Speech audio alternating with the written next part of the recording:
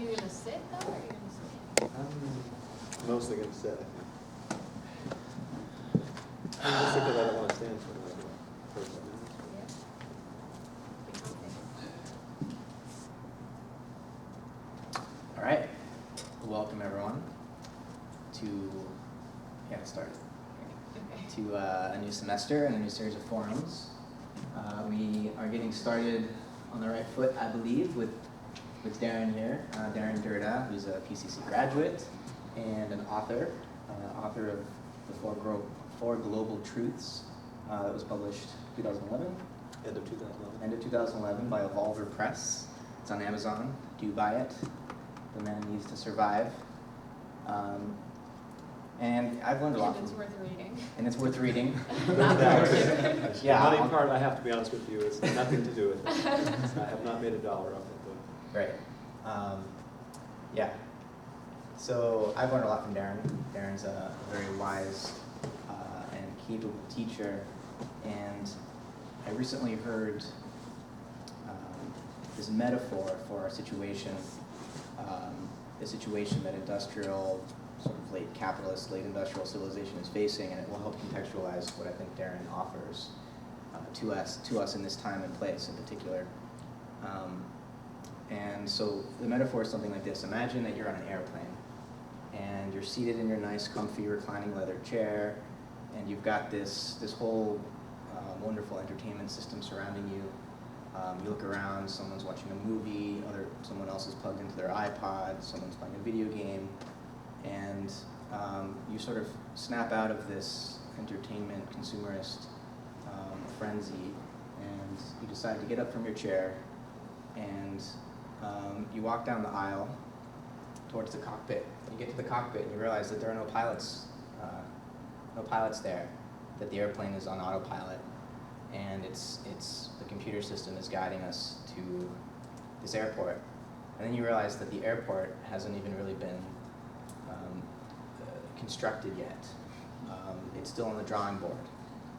And not only is it still on the drawing board, but the land that it's going to be built on is still being secured by the military that's invaded the foreign land where the airport is to create this airport for us. And this airplane, this scenario that I've created for you is kind of like it's the industrial machine, it's the empire machine. And our final cause is this sort of industrial Disneyland that we are told is awaiting us just beyond the horizon. You can see through the smog and the explosions. And what Darrin, I think, is providing us in this context, trapped seemingly on this empire machine, is a parachute and a technique for safely exiting the airplane, not only to save ourselves, but to save other people who are numbed by the entertainment, by the consumerism, by the fear of this military-industrial complex, and so on. Darrin's providing us a means of escape and a technique of liberation, not only spiritual liberation, but political, social liberation, economic liberation, democratic liberation, and so on. So I'll turn it over to Darrin and turn up your ears, sit back, relax, and prepare to exit the aircraft in an orderly fashion.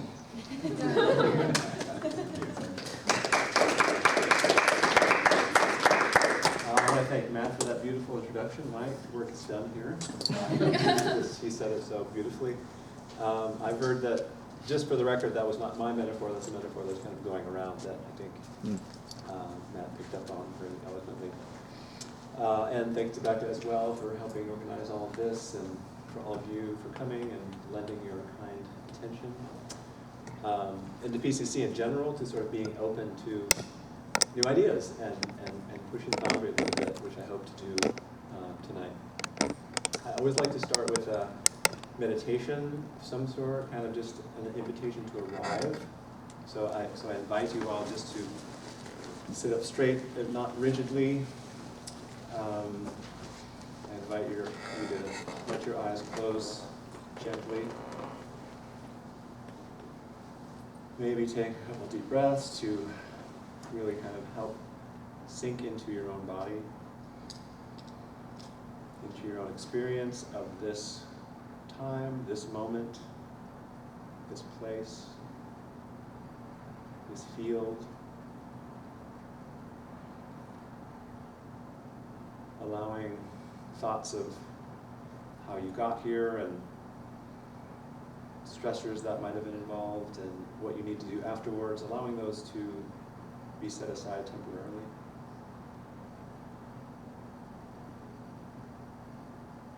And as we settle into the body, just noticing any points of places of tension.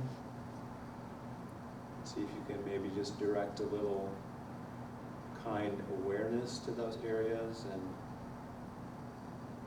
let yourself relax.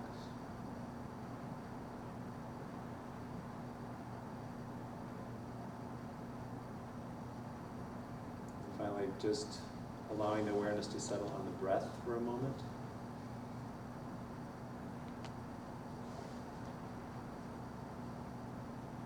Sensation of breath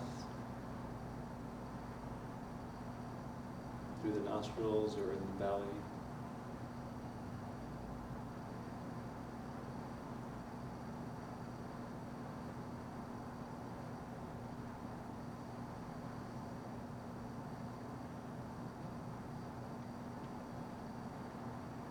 And I invite you to listen with a certain amount of attention still on your own experience as you listen, and just allow whatever knowledge or information piques your interest. Hopefully it is useful, and everything else you are free to set aside. And when you're ready, I invite you back into the room, back into the realm of senses and vision.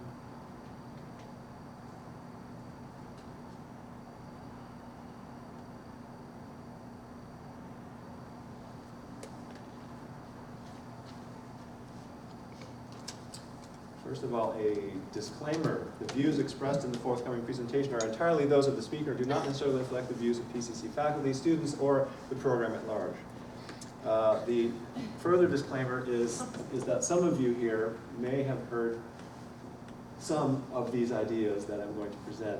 Tonight is my attempt to, my first attempt actually, to gather all of these ideas together that I presented in different contexts into one, hopefully, somewhat cohesive presentation. So I beg your indulgence with any rough spots. This is the trial run. So not coincidentally, the title of this forum is the same as a book that I'm working on, Our Final Cause, Humanity, Democracy, and Life Against the Empire Machine. My second book, as some of you probably know, and as Matt mentioned, I came out with a book in 2011, at the end of 2011, called The Four Global Truths. And The Four Global Truths is based upon a core Buddhist teaching of the Four Noble Truths, which is common to all of the different traditions of Buddhism. It's the very first sermon that the Buddha gave upon his enlightenment. So it's a really central, fundamental teaching. And I found it to be a really wonderful context to work within. So really briefly, the Four Noble Truths are the truth of suffering, the truth of the cause of suffering, the truth of the end of suffering, and the truth of the path to the end of suffering. So there's basically these four simple but yet profound kind of truths, and I realized that they were a wonderful way to look at and understand our current situation. A really strong parallel exists in a kind of in a medical model where you go in and when something is wrong with you, you have to first acknowledge that something is wrong.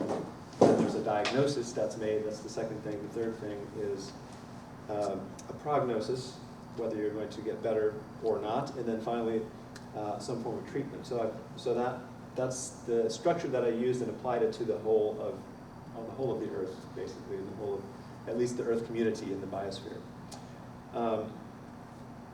so I used that framework and then translated into the four global truths, which are, very briefly, the idea that we are in the midst of a major ecological crisis, which of course has repercussions on each one of us, since we are in some mysterious way the Earth made conscious. So naturally that affects us in ways that we are both aware of and not aware of.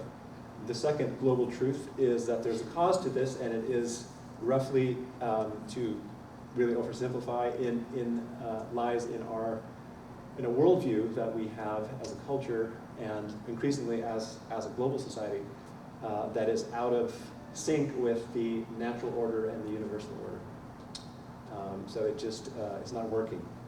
And then the third global truth is the idea that we are now in a major transition, maybe even into a new paradigm, a new worldview, maybe even a new form of consciousness. And then finally, the fourth global truth is that there are some practical steps that each one of us can take to facilitate this transition. So I use these four truths as basically my starting point. I just take these truths to be self-evident. I base most of my thinking and my work off of these givens that I presented in the first book. And I think it goes, the structure that I used for the last book goes a long way towards explaining what's happening on planet Earth right now. But I would also say that I don't think it goes all the way. And the reason that I say that it doesn't go all the way towards explaining what's going on is that there is certain things unaccounted for in that model which have to do basically with the institutional aspect of what's going on in our world. There's kind of a, if one reads it incorrectly, one's tempted to think, oh, if we just change our way of thinking, everything's going to be hunky-dory. And I'm sure you've all noticed that there's something, there's tremendous forces of resistance to the change that we're all seeking, not just externally, but internally as well. We all know that these changes have to be made. We all know that we want to be living differently. We all know that we want to be embodying our values more fully, but yet there are some forces that are really holding us back somehow. So this book is sort of my attempt to really address that, the more structural, institutional piece. Another way to describe, explain what I'm trying to get across is to use Joanna Macy's model of the Great Turning. So again, this is the third global truth, that we're in this period of transition. So Joanna has this really beautiful model where she talks about the three dimensions of the Great Turning, the first of which is activism, basically. All of those means by which we try to stop what I'm going to call the empire machine, this machine of so-called progress that's, or this airplane that's just flying without a pilot. That's the first sphere. The second sphere is the change in structures that we're seeing. All over the planet, we're seeing new ways of basically meeting human needs that are more in accord with natural and universal orders. We're seeing permaculture instead of agriculture. We're seeing farmers markets instead of supermarkets, and all of these kinds of things that in some ways seem like little steps, but they're big because they represent an even deeper shift. And that is the third arena of the Great Turning, which is a change in consciousness. So I would say that my first book was focused largely on this shift in consciousness.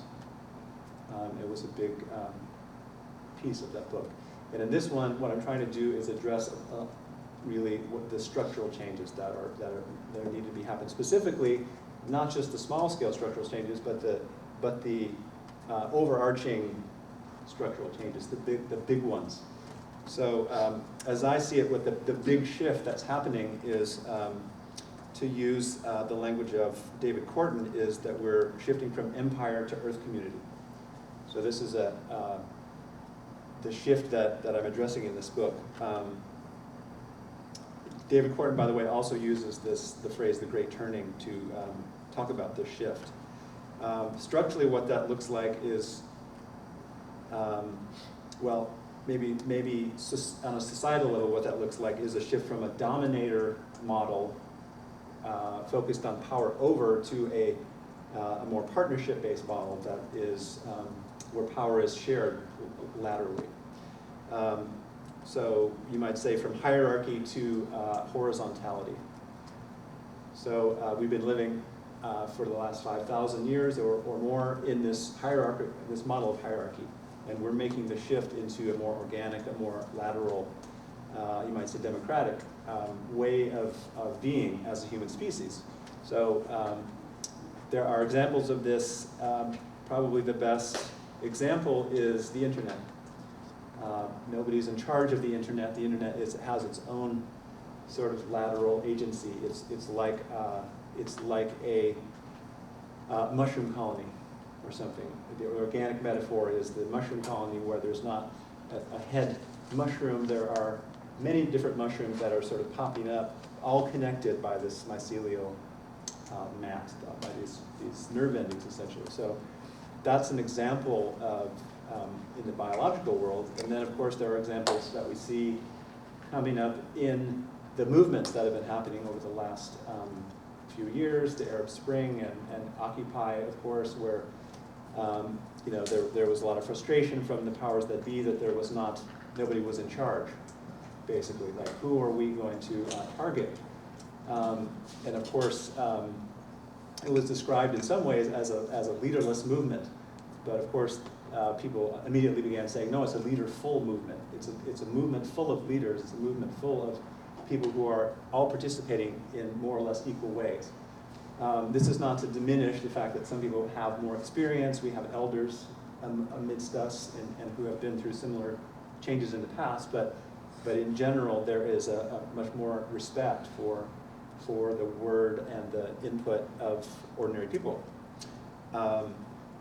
So this movement is well underway. We are seeing it in different movements all around the world.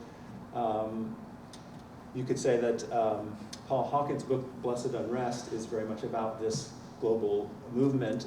He likens it specifically to a kind of biological awakening of, like, the immune response system of planet Earth is sort of kicking in at this point. David Korten uses this term that I really love that I use in the book called the living democracy movement. And the reason that I think that's so powerful is that it uses these two core ideas that of what it is that's really at stake, life and democracy. So the living democracy movement is propelled by a love for and an interest in both life, in the general sense, life on planet Earth, and democracy, which is, I define roughly as people power. I'm not talking about any particular kind of democracy, representative democracy, direct democracy, although direct democracy, to me, seems to be the most valid expression of democracy, and we are on the cusp, at least potentially, of being able to manifest a system that actually works based on direct democracy with our global interconnectedness. So I make the case very early on in the book that what we call globalization is, this process called globalization is directly at odds with both life and democracy. So I challenge this idea that is all too common in our society, that democracy sort of goes hand in hand with globalization, that democracy is somehow, and free markets are somehow kissing cousins, they somehow go together. My contention is that they're directly and antagonistically opposed to one another. Where there is globalization, democracy is directly under attack. So that's one of my premises, and I go even further and say that the globalization, and more specifically what I'm going to describe as the empire machine, is explicitly programmed to destroy democracy and life.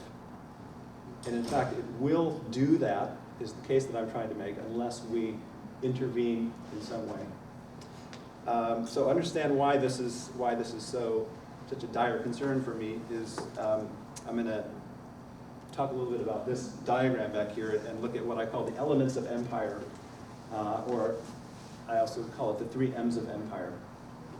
is kind of the components of what I call the empire machine. So like in the Four Global Truths, I also rely on a basic Buddhist teaching. So the one that I use in this case, in this book, is it's called the Three Poisons. So the three poisons are thought to be basically the root cause of all suffering, the three poisons. We have within us these three poisons of greed, hatred, and delusion, also called desire, aversion, and ignorance, that are the cause of all of our suffering and the cause of the suffering that we manifest on others. So we have that personal expression of the three poisons, and we also have an institutional expression of each of those three poisons. That is, each one of those three poisons sort of writ large in our society. So I'll start with just a little side note. I talked about this in the Four Global Truths, and I brought up this model specifically as a way to explain what I call the American mindset. There's a little sort of chapter in there called the American mindset. But then I realized that it actually applies fairly well to empire in general, sort of the dynamics, the root dynamics of empire in general. So I decided to expand upon it. But still, in the examples that I give, America still kind of stands out as, in some ways, kind of the poster child for the empire machine. It's the most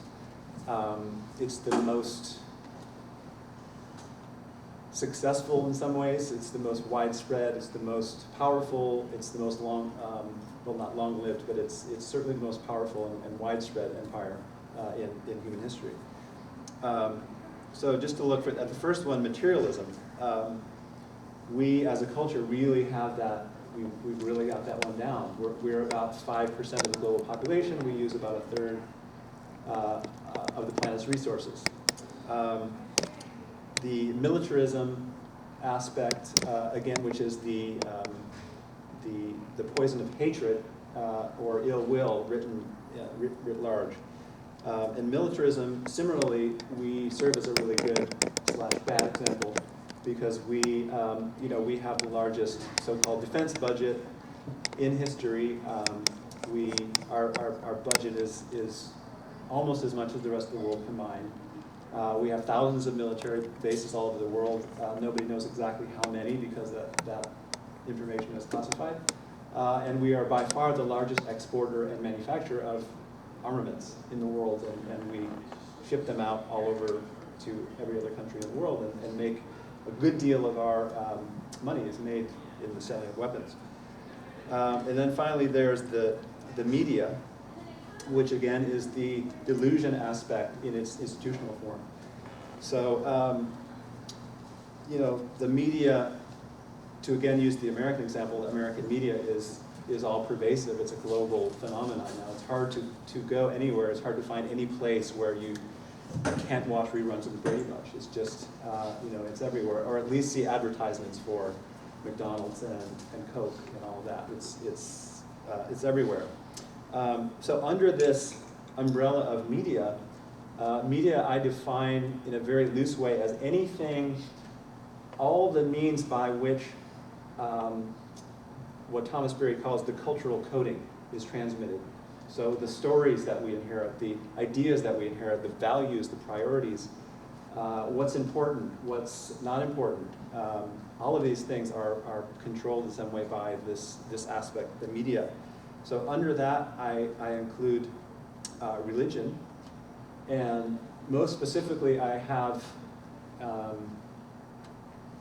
I'm most concerned about the religions that are based on the old model, the hierarchical model, the idea that the divine is somehow up there, it's inaccessible except maybe through some intermediary. There's a hierarchy of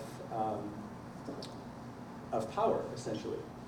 So, I wouldn't say that religion in general that all religions are equally culpable. I would say that for me, it seems really clear that those religions that support this hierarchical model are, in some ways, very much aligned with the cause of the empire machine.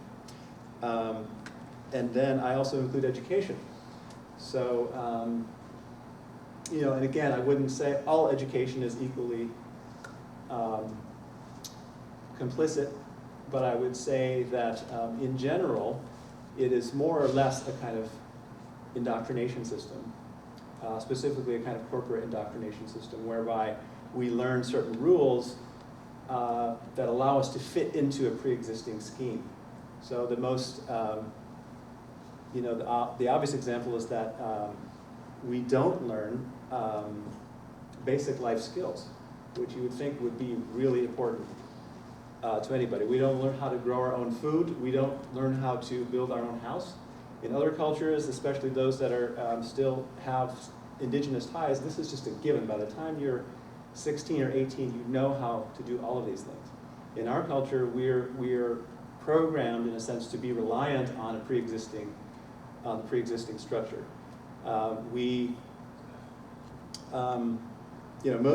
Most of us, if the system completely collapsed, we would be relatively helpless.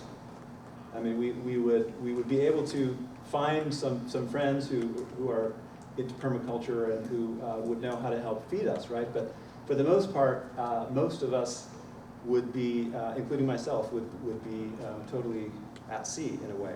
So that seems like a major oversight of the educational system, that it only provides for me a means to sort of plug in to a system that already exists. And like I said, if that system fails, then I'm likely to kind of go down with it.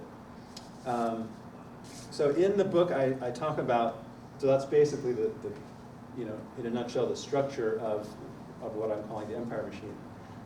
In the book, I go into the history of the empire machine. I'm not a historian, but I've read a few books that gave me some really interesting ideas about how this all began and why it exists in the way that it is. I'm not going to spend a lot of time on this, but I'm going to maybe just throw out a few things that I think are important, some key pieces historically of how the empire machine sort of came to be.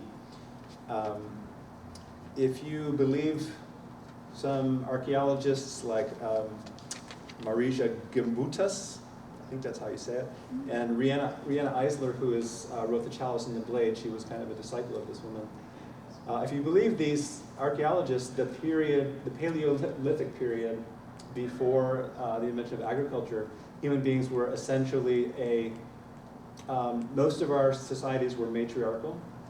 So the mother, through the female lineage, and there's a very good reason for that, which is because basically a person can always be sure 100% that a mother is the mother of a given child. A father can never be 100% sure that that is his child. So there's a certain intuitive wisdom in the way these early societies were organized. And if you believe these archaeologists, there was also a lot of evidence that this period was actually a fairly peaceful period. There was not a lot of warfare. There isn't a lot of evidence for arrowheads and other weapons that have been found. It seems that most people during that time lived a relatively peaceful coexistence. So then the question, of course, comes up like, what happened? How did we make this major shift from a relatively peaceful matriarchal society who had this deep connection to the creative forces of the universe, which were embodied by the Great Mother, which in our society survives as Mother Nature, this archetype. How did we make the shift from those societies to this patriarchal society, this away from the partnership model to a dominator type model? And I don't have the definitive answer. There are theories, all kinds of theories. One of which is very attractive is simply the invention of agriculture, introduced divisions of labor. Maybe certain jobs were easier for people with more upper body strength. Maybe somehow that played into it, and just in general, how agriculture changed the human mindset from, instead of living basically in accord with the natural world and being hunter-gatherers, we opposed a system of control.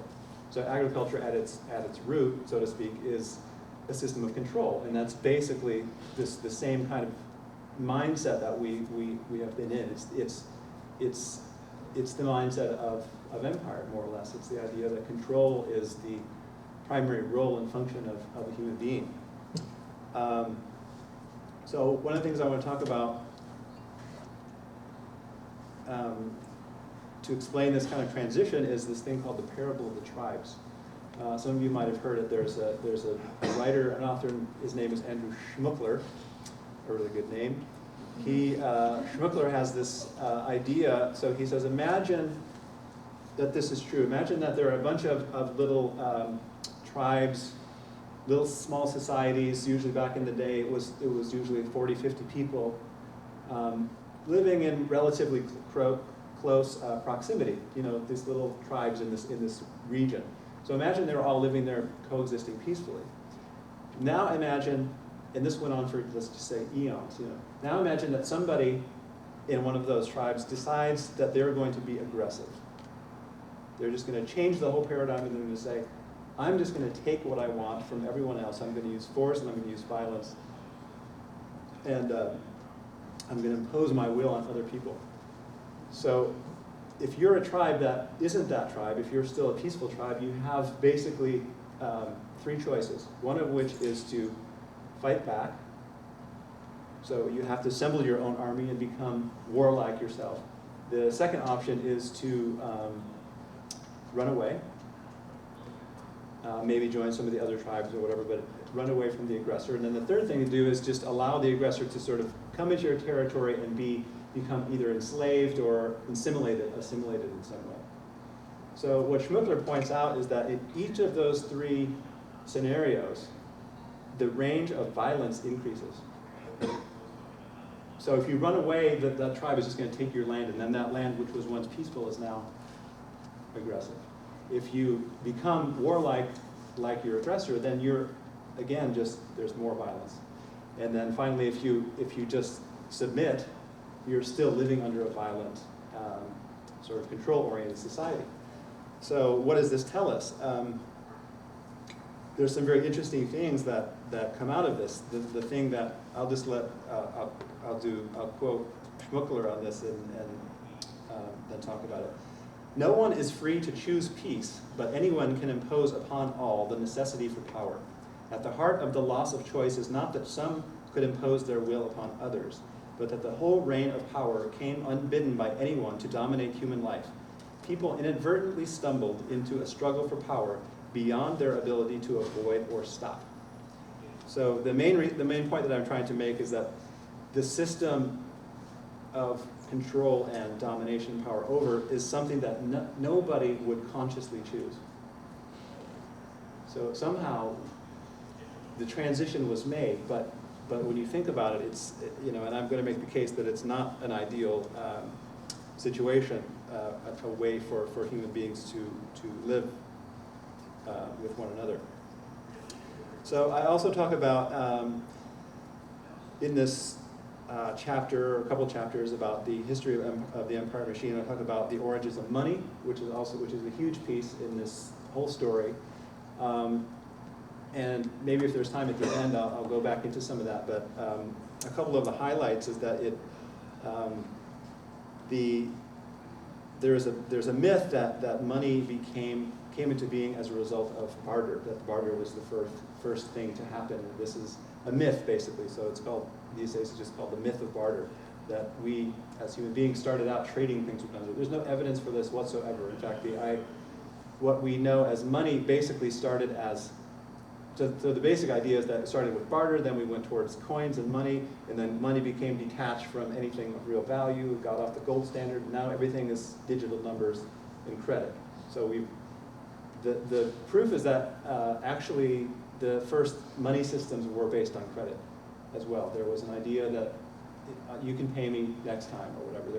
The very first tablets are Sumerian tally marks, basically saying who owes whom what. So it started with credit, and the author, David Graeber, who wrote this wonderful book called Debt, The First 5,000 Years, he makes this case that credit and coinage goes through different phases in human history. So again, I'm going to quote just to say what he said.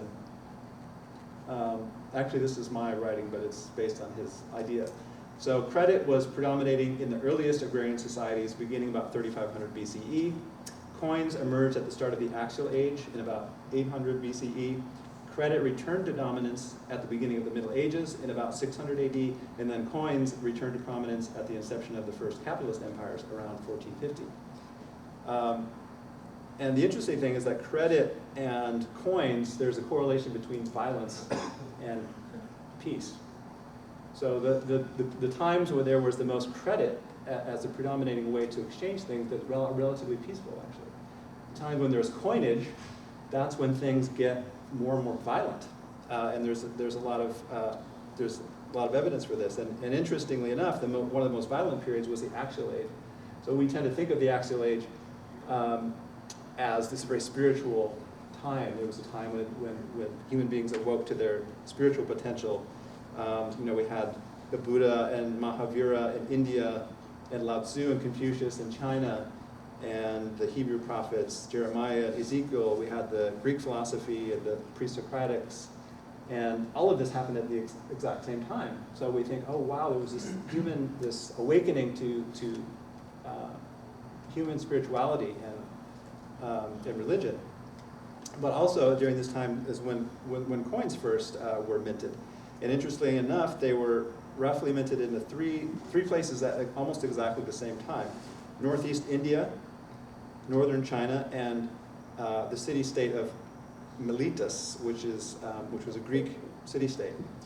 So Northeast India, is of course exactly where the Buddha came from. Northern China is exactly where Confucius came from. And Miletus is where the philosophers Thales, Anaximenes, and Anaximander came from. And these are the first pre-Socratic, basically they kickstarted the whole Western philosophical enterprise, these guys. These were people who were trying to figure out what is the underlying substance that propels matter, that what is the thing that holds everything together? Is it water, is it fire, is it earth, is it all of those things? Is it some other mysterious thing? This was their major concern, was like finding this material substrate.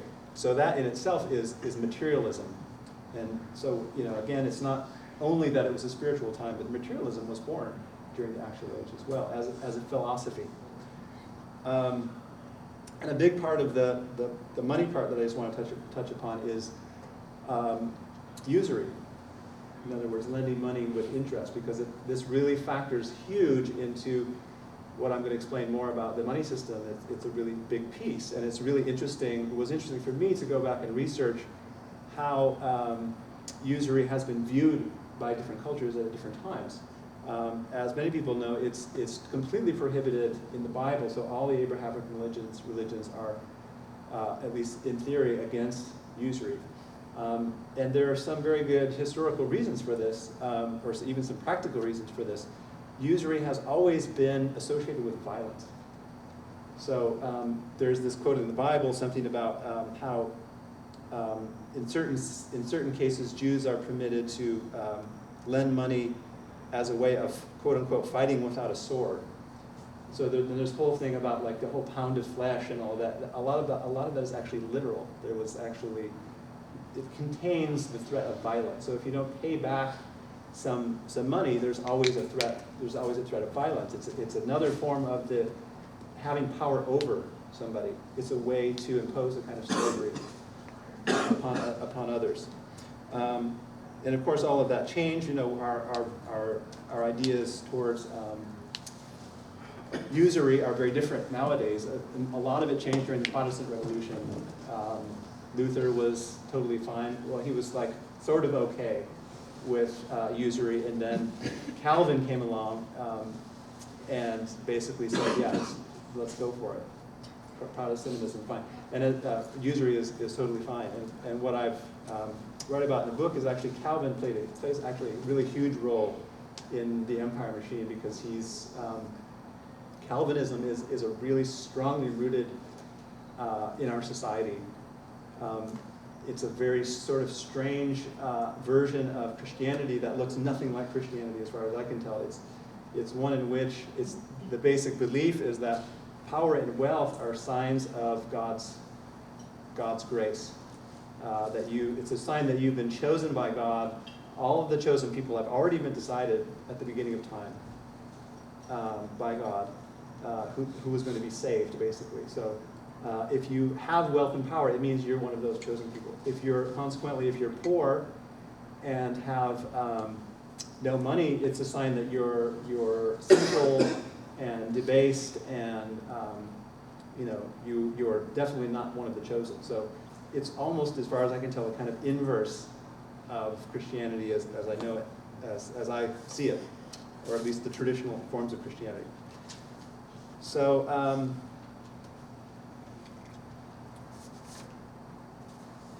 so why is it the empire machine? Why do I use this word machine? Basically because nobody's really in charge. As Matt's beautiful analogy pointed out, no one is driving the plane. We're all passengers on the plane when we look and we see nobody is really there. The way that it works, in my understanding, so if we start with the three poisons, each one of us has within us the three poisons: greed, hatred, and delusion. In some ways you could call this is the ego machine, right? To the degree that we're not conscious of these impulses, we are, in some sense, slaves to them. So we become slaves to our unconscious behavior, which in our society looks like we basically end up serving the corporations. We end up buying things we don't need. We end up doing things. We end up giving away our life energy, our life force that we expend in working over to corporations, because that's the most dominant entities of power in our society. Corporations, in turn, serve something else, which is simply profit. So, as most people know, corporations only exist to make money. That is the legal definition of a corporation, is an entity that is designed to make money. They're kind of like money machines. A lot of people say, well, they're immoral. They're just, that's a very immoral thing to do. But they're amoral, really. They're programmed to behave a particular way. We've created them that way, and that's how they continue to run hundreds of years later. So it's not really a question of morality. The example that I like to use is just imagine if you're the CEO of a company. You have basically a legal mandate to make money. So imagine that you have the choice of preserving this beautiful forest, 10 acres of land. You have that choice. You could preserve that forest, or you could cut down all the trees, sell them for lumber, and then build a strip mall there. Well, clearly one of those things in our society, one of those things is hugely more profitable than the other. So you essentially, as the CEO, you really don't have a choice. I mean, it doesn't matter what you think about those trees. You might be a tree hugger. You might have maybe grown up in that neighborhood and that was where you played as a kid. You might have a strong emotional attachment to this place, this grove of trees, but you are under obligation to destroy them, essentially. So, and if you don't do that, you will simply be removed from your post, and someone else will come in who's more ruthless than you are, and somebody who is more machine-like. So, when I say that humanity, that's kind of one of the things that I'm referencing is our inner humanity, our capacity for caring for one another, our capacity to care for things greater than ourselves. A really distinctly beautiful human trait is completely thwarted, at least in the corporate structure. Those kind of emotions are completely unwelcome.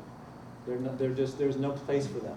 And in fact, one can make the case that the best corporations in the future will be run completely by computers, who just do a cost-benefit analysis and they make the choice that is the most profitable. So in some sense, they are a machine unto themselves. And it's tempting to say, okay, well, the corporations are the problem. But unfortunately, they serve the profit motive only because they're serving the money system. So the money system dictates the fact that they have to keep growing, that they have to keep making money and keep making profit. It is built into the design of the society at large. So again, going back to the idea of usury, this is basically why the economy is mandated to just keep growing, basically because of this idea of usury, the idea of how money is created. So to go into that really briefly, all money is created by being lent into existence. So it exists basically as debt. So money, in a sense, is debt. So the way money is created, either by the Fed or by commercial banks, hopefully everybody here knows that the Fed is not federal. It's not a federal agency. It's a private organization that creates money out of thin air, basically. So, either the Fed or a commercial bank, you go in there to take out a loan. Whatever money you choose, that money is simply just typed into the computer as though it exists. And then you are then obligated to pay back that money with interest. So what that all means is that there's always more debt than there is money in existence at any given time. So what that means is that each one of us are in competition with one another for a scarce resource, which is money. There's no other way around it. In the way that our society is structured, we are against one another. No matter how beautiful I feel about you and how much I really like you, it's my duty in my obligation to pay back my debt to sort of prevent you from taking the money that I want. There's a scarcity that's built into it, and it kind of goes without saying that this is an artificial scarcity that's created by the system. So most of us have this intuition that the earth in general, the world in general, is a bountiful place. There's plenty to go around. There's plenty of food. There's plenty of air. There's plenty of water. But in the system that we've created, it's exactly the opposite. There's a scarcity built into it. So whenever you hear somebody saying, "Oh, you really just need to, if you want more money, you just have to, manifest this abundance mentality. You're living out of a scarcity mentality. You have to just welcome money into your life." And I think we all should be really suspect of that, because it's not true. In our society, scarcity is in terms of money, is very real. And in fact, I'm arguing that it's intentional, so that we are fighting against one another in competition for this resources. In our system, more for me is less for you by default. So wealth, when you think about people who are obscenely wealthy, there's a very real sense in which that is a form of theft. The more money that you have, the less somebody else has. There's almost a one-to-one correlation. It's, again, built into the system. There's no way to get around that. So wealth is a kind of theft. I would recommend, there's a piece by former PCC professor David Ulansey. It's called Arithmetic of Compassion, that you can just Google, that talks about how much is enough, basically, for a given human being, given how much money is made on planet Earth every year. What would be the fair share if we all basically shared equally in the exploits of the Earth? What would that be? Turns out it looks like it's somewhere around $8,000 a year per person, adjusted for every economy. In other words, it's not 8,000 rupees, or it's $8,000, and the equivalent of what $8,000 would buy in some other country. So the case that David makes in his article, The Arithmetic of Compassion, is that if you're making more than that, you are essentially stealing from somebody else.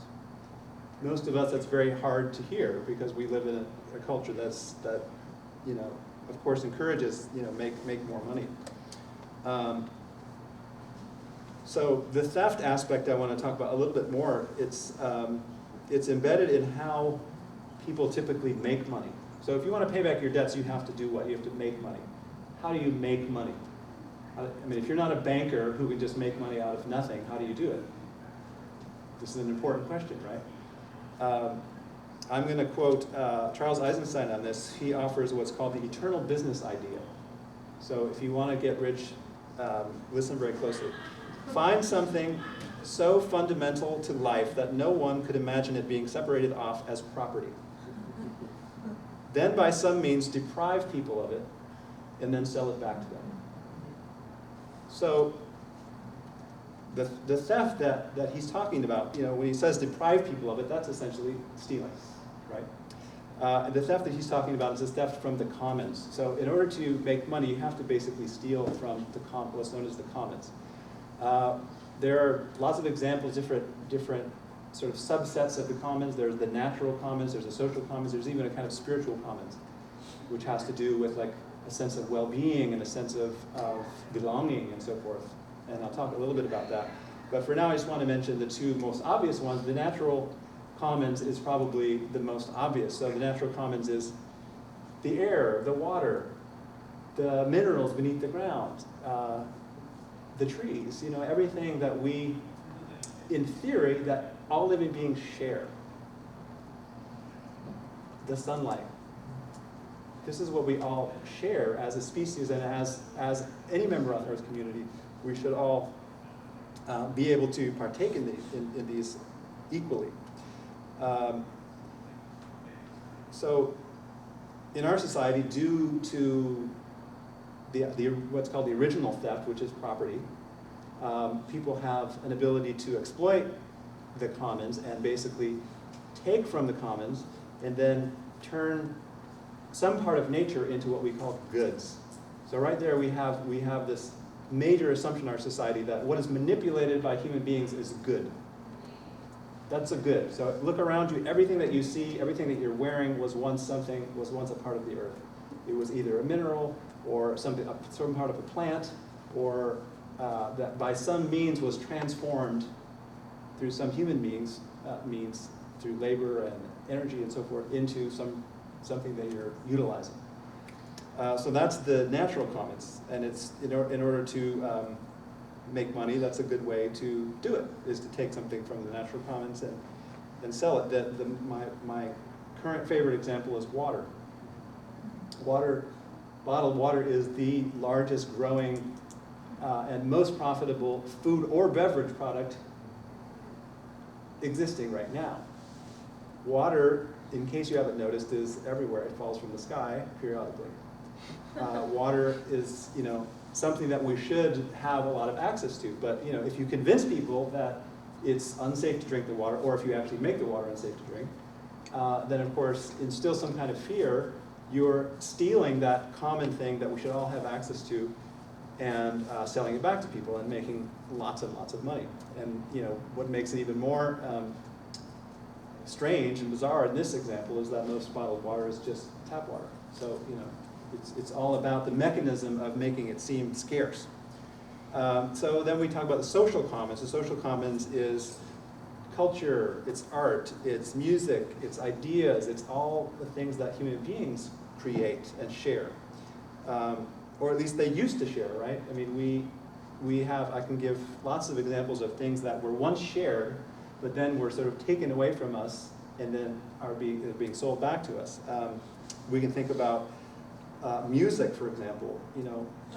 Hundreds of years ago, nobody ever paid for music in any context whatsoever. Music was something that all human beings shared around the campfire, or even 100 years ago, it was around the piano that everybody had in their house, singing, show tunes or whatever it was. Nobody does this anymore. We buy music from iTunes. We download it, or we pay for a concert, or we pay. Some way or another, we pay for making music. I mean, of course, there are exceptions, but that's the general rule. Music, food preparation.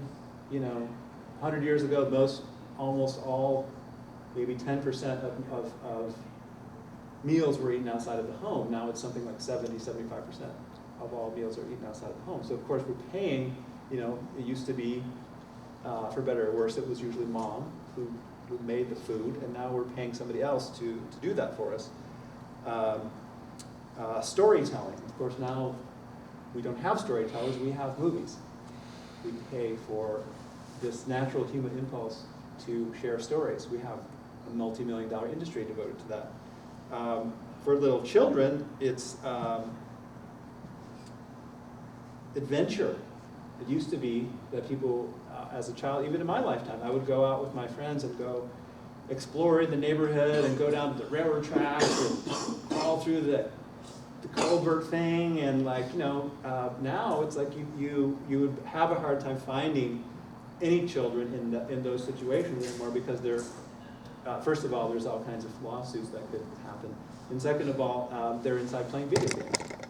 So video games are the access to adventure and childhood, thrills of childhood essentially has been commodified.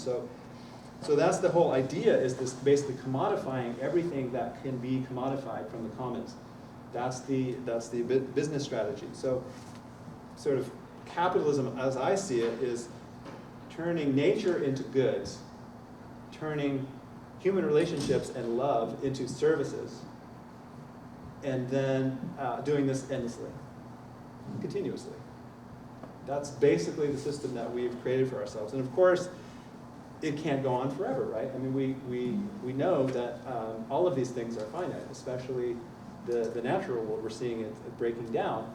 And as a result, we're also seeing the economy break down as well. So, just go back in time a few years, and there was a major stock market crash. And before that, 3 or 4 years before that, there was a big dip. And there are more stock market crashes and more economic crises are completely inevitable. Because it's not possible to sustain the growth that the machine demands.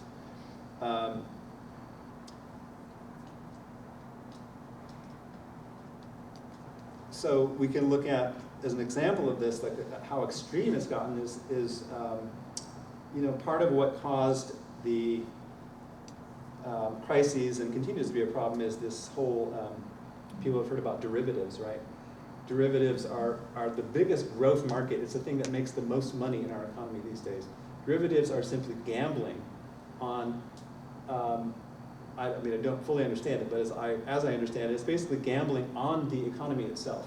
So there's a kind of cannibalism that's happening. It's like we're running out of things in the natural world to commodify. We're running out of human relationships to commodify. So we're going to just cannibalize the system itself. And the desperation is so great that we have to sort of invent new ways to make money. Obviously, if you look at the situation as a whole, it's just based on the whole machine is run by one primary directive, which is just more of everything. More is the word that runs the entire system, is more. And as I'm going to get into, more is the language of addiction. And I'm going to get into that in the last part. But the idea of running of endlessly more is not something we see in nature, for the most part. For the most part, nature is about balance, about equilibrium. It's about no organism or no group of organisms taking more than they need. It generally just doesn't happen. And there are corrective things in ecosystems that allow that not to happen. But we've created a system that is totally antithetical to that we've created an entity that just demands more and more growth and more ravaging of the commons. The good news is that it does occasionally happen in the natural world with very young, immature ecosystems. There's a lot of competition for the resources, but then after a while, the ecosystem stabilizes. So we can think of ourselves maybe as moving towards some kind of maturity as a species. So this brings us to the question of how to stop this empire machine. How do we intervene? How do we get away from it? Of course, there are different models, different strategies. I'm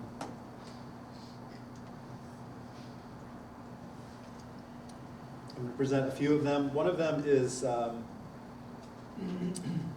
comes from David Korten, who uses this phrase, walking away from the king. His idea is that we just simply acknowledge that that system exists and we don't take part of it in it. We build our own system, we build our own structures, we build our own kingdom, our own, the one that's not based on the hierarchy of a kingdom. And we just, the king has nobody to rule over. The king is rendered impotent, powerless, basically. Another metaphor is unplugging from the machine. You know, this would be some kind of literal unplugging. You can imagine those people who are dedicated to like living off the grid and just sort of withdrawing completely from commercial society and society in general. There's another metaphor, waking from the dream. There's a wonderful program that I was involved with for a number of years called the Waking the Dreamer Symposium that sort of taught people through this multimedia experience that we need to wake up from this dream of endless acquisition and consumer society. The problem with that is that most of us, our society is so programmed to lull us to sleep that we fall back to sleep. That impetus for change, that inspiration that we felt for that afternoon is 2 days later, it's completely gone. So I started looking into these models that are a little bit more, that explain a little bit more dramatically the situation. And one that I like is a metaphor of a codependent relationship. So we are in an intensely problematic codependent relationship. We are, in this metaphor, the children in the family, and we have this very overbearing father figure who is essentially abusing our mother, and we are, in our own way, complicit in that. So in a lot of those situations, in an abusive situation, the problem is kind of hidden in plain view, as they say. It's there, and no one really talks about it.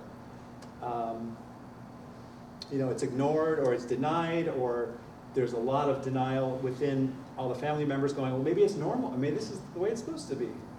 Maybe all dads are controlling and abusive. Maybe that's totally normal. You know, it's hard to get an objective viewpoint in this situation. And then meanwhile, the father keeps saying, well, you can't live without me. You can't live without me. Your life will be ruined. You don't have what you need to survive without me. And maybe even clamps down even harder and starts imposing more and more strict rules, like you can't go out of the house at on certain days, or your phone calls are monitored, and everything, you're surveyed, and you're kept within the system. You know, there's more and more control that's used, violence, threats of violence, and restricting freedom.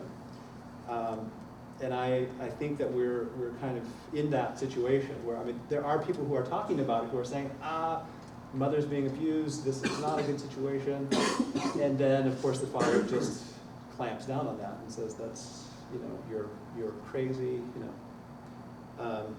But my favorite metaphor that I'm going to spend the last like 20 minutes, 15 minutes talking about is the metaphor of addiction.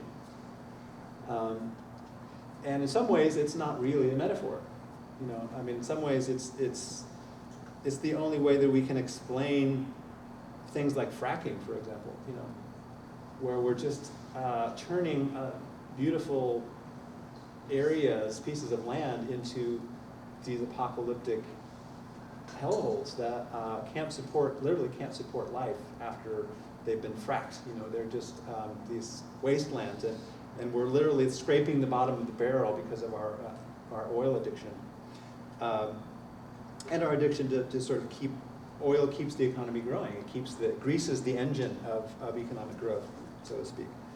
And then when we look at America in particular, you know, we are a culture that's which, as I point out, is really almost nearly synonymous with the empire machine these days. We're just mired in all kinds of addiction.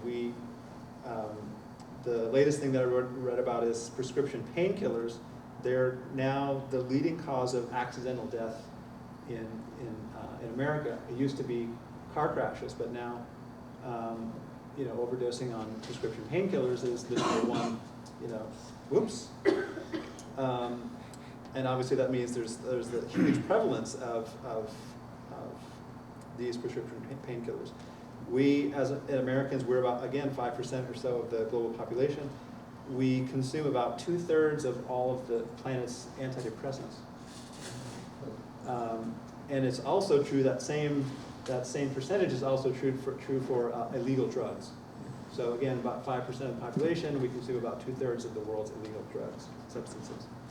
And all of the other distractions that we have, food, sex, the internet, Facebook, shopping, gambling, it's all there for us. And then of course the obvious fact that the legal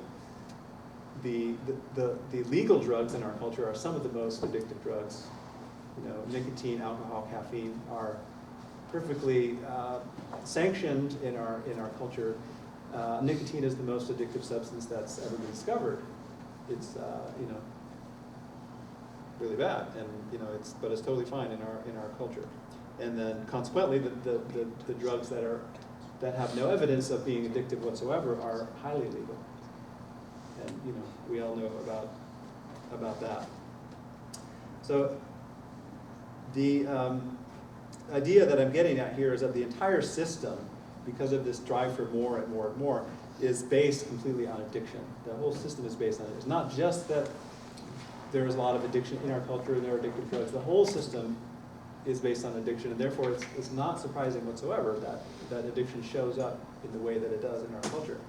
And as you know, an addict, someone who's really addicted, will do just about anything to get their next fix, their drug of choice.